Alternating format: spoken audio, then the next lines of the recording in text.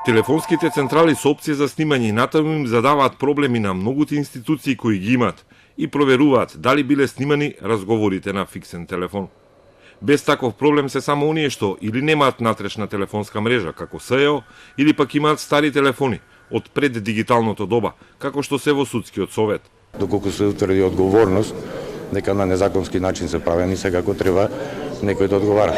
Вас централата проверите дали има таква опција за снимање? Проверена е, многу стара е централата, се праша веднаш од како беше тоа објавено, инаку не ми паднало на памет. Толку многу стара е централата што нема шанса да има таков уред.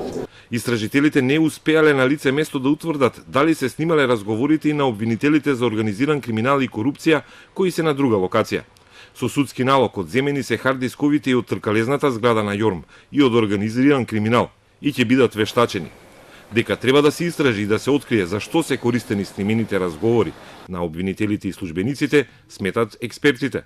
Во секој случај ова е многу непријатна работа и укажувањето во таја насока, односно она што се случува после големата афера за прислушкување, секако е во некоја негативна конотација. На брзина отворениот скандал со снимање на разговори во обвинителството и во кривичниот суд само ја дополни лошата слика која граѓаните ја имаат за правосудството.